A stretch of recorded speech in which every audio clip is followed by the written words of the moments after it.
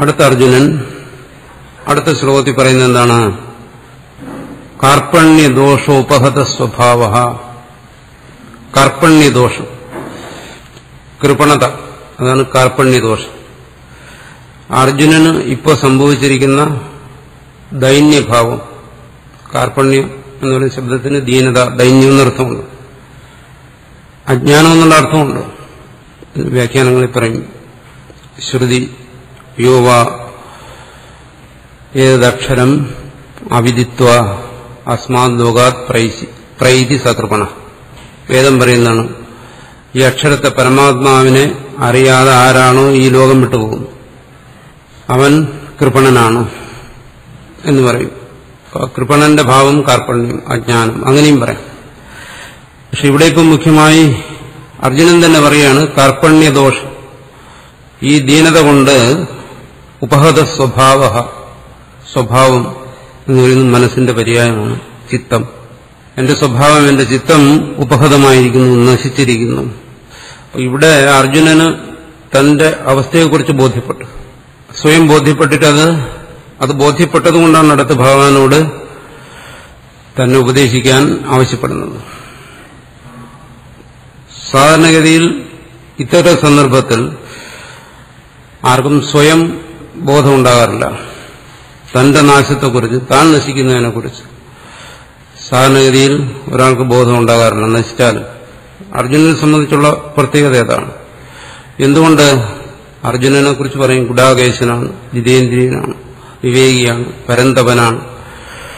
അങ്ങനെ അർജുനൻ ധാരാളം വിശേഷങ്ങൾ കൊടുക്കുന്നുണ്ട്. അപ്പൊ തന്റെ തപസ്സിന്റെ, ധർമ്മബോധത്തിന്റെ എല്ലാം പ്രഭാവം കൊണ്ട് അർജുനൻ മനസ്സിലായി താനിപ്പോ ആപത്തിലാണ്.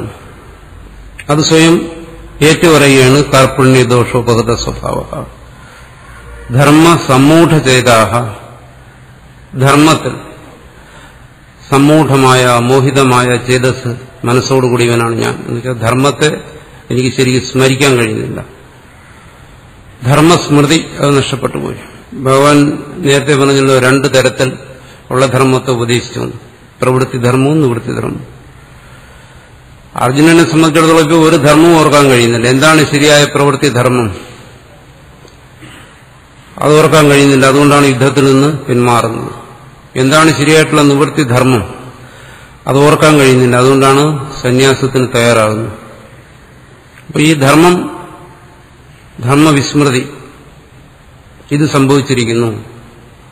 ഗീത ഉപദേശം കൊണ്ട് അർജുനന് പ്രധാനമായും സംഭവിക്കുന്ന എന്താണ്? ഈ ധർമ്മസ്മൃതിയാണ്. അതാണ് അവസാനം പറയുന്നു, നഷ്ടോ മോഹ സ്മൃതിർലബ്ധ്വ തത്പ്രസാദാത് മയാച്യുത. നിന്റെ അനുഗ്രഹം കൊണ്ട് എനിക്ക് ഈ പറഞ്ഞ ഈ മോഹം നഷ്ടപ്പെട്ടു. കാർപ്പണ്യദോഷോപഹത സ്വഭാവ എന്ന് പറയുന്ന ഈ ചിത്തനാശം അത് മാറി. സ്മൃതിർലബ്ധ്വ, ധർമ്മസ്മൃതി ഉണ്ടായി. ഞാൻ എന്താണ് ചെയ്യേണ്ടത്? സന്യാസമാണോ അതോ കർമ്മയോഗമാണോ? അതുണ്ടായി. അത് നഷ്ടപ്പെട്ടതിനെയാണ് ഇവിടെ ബോധിപ്പിക്കുന്നത്. അത് അർജുനന് വീണ്ടും കിട്ടിയെന്നാണ് അവസാനം അർജുനൻ തന്നെ സമ്മതിക്കുന്നത്.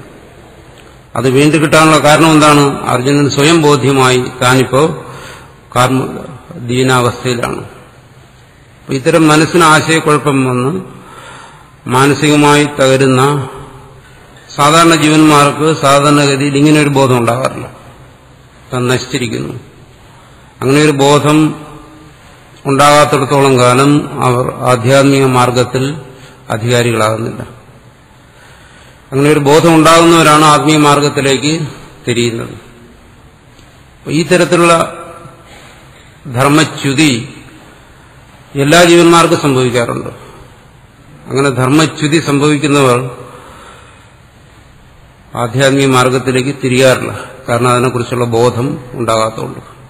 ഇവിടെ അർജുനൻ അങ്ങനെ ഒരു ബോധം ഉണ്ടായതുകൊണ്ട് അർജുനൻ അടുത്ത് ചോദിക്കുന്നു, യത് ശ്രേയസ്യ തത് മേ നിശ്ചിതം ബ്രൂഹി. യത് ശ്രേയസ്യ, ഏതാണ് ശ്രേഷ്ഠം? കർമാനുഷ്ഠാനമാണോ കർമ്മത്യാഗമാണോ? ഇത് രണ്ടുമാണ് അർജുനന്റെ മുമ്പിലുള്ള ചോദ്യം. അർജുനയുടെ ആത്മാവ് ഏകമാണോ അനേകമാണോ നിത്യമാണോ ഈശ്വരൻ എന്താണ്? അത്തരം ചോദ്യങ്ങളൊന്നും ചോദിക്കുന്നില്ല. ധർമ്മം എന്താണെന്ന് എനിക്ക് സ്മരിക്കാൻ കഴിയുന്നില്ല. യത് ശ്രേയസ്യ, എന്താണ് എന്റെ ധർമ്മം, അല്ലെങ്കിൽ എന്താണ് എന്റെ കർത്തവ്യം, അത് നിശ്ചിതം ബ്രൂഹി, അത് വ്യക്തമായി പറയണം. ഇന്നതാണ് നീ ചെയ്യേണ്ടത്.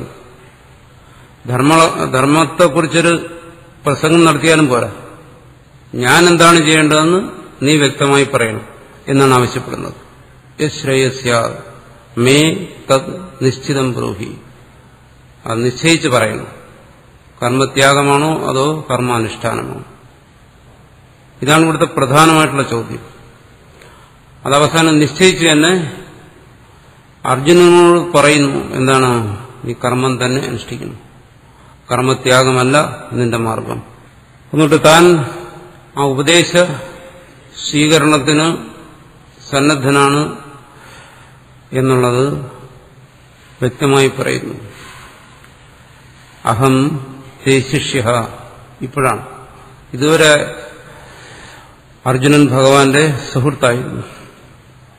ഭഗവാന്റെ മഹത്വമെല്ലാം അർജുനൻ അറിയാമായിരുന്നെങ്കിലും അത് വിസ്മരിച്ചുകൊണ്ടിരുന്നു. അങ്ങേയറ്റം ഒരു സുഹൃത്തായി കരുതിയുള്ളൂ.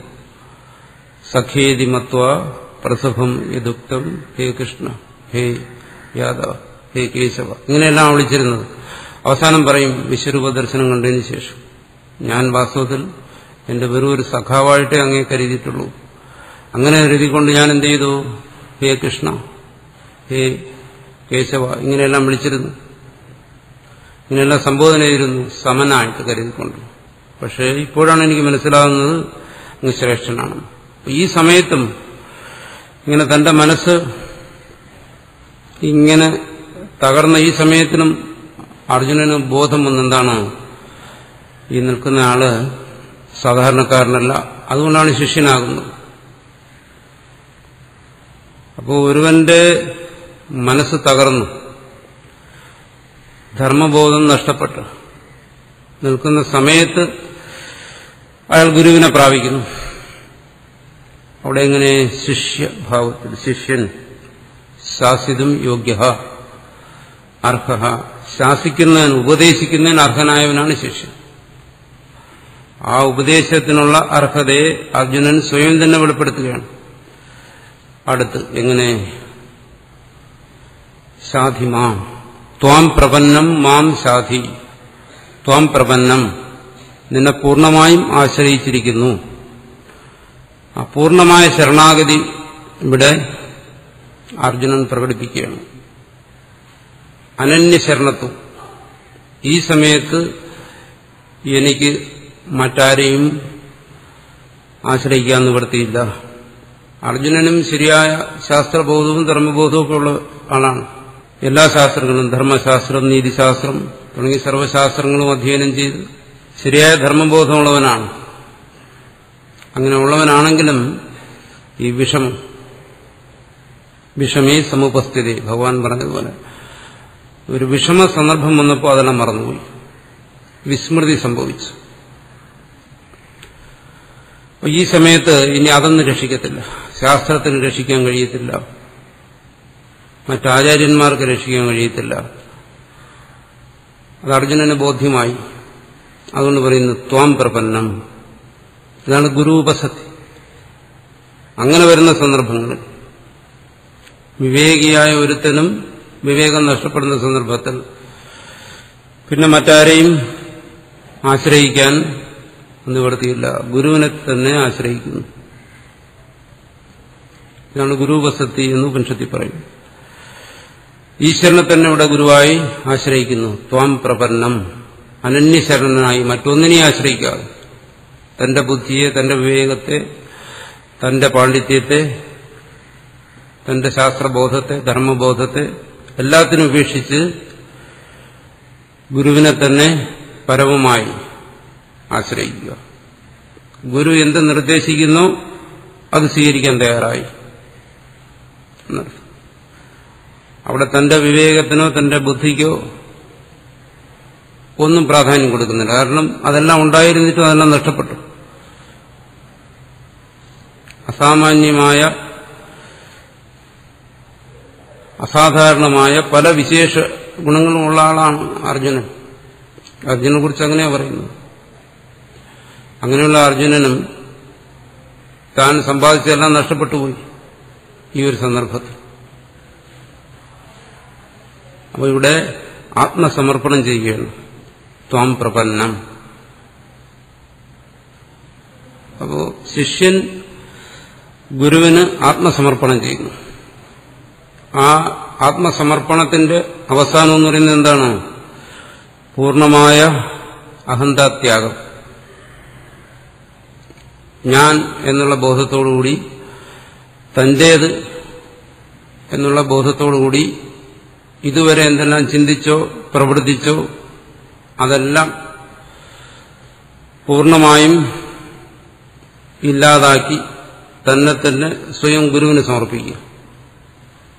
അങ്ങനെ ഒരു പൂർണ്ണമായ സമർപ്പണം അർജുനനിൽ നിന്നും സ്വയം വന്നു. അത്തരമൊരു സമർപ്പണം സാധാരണ ഒരുവനിൽ നിന്ന് വരത്തില്ല. അർജുനനിൽ നിന്ന് വന്ന എന്തുകൊണ്ട്? അതാണ് അർജുനന്റെ ശ്രേഷ്ഠത, അല്ലെങ്കിൽ അതാണ് ശിഷ്യന്റെ യോഗ്യത, ആത്മസമർപ്പണം. ആ സമർപ്പണത്തോടുകൂടി ഇവിടെ ചോദിക്കുകയാണ്, മാം ശാധി, എന്നെ അങ്ങ് ഉപദേശിച്ചോളൂ.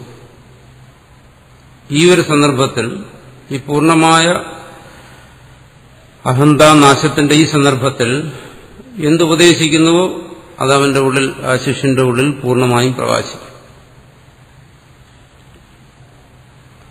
ആ ഉപദേശഗ്രഹണത്തിന് തടസ്സമായി നിൽക്കുന്നത് മുഖ്യമായും അഹന്തയാണ്.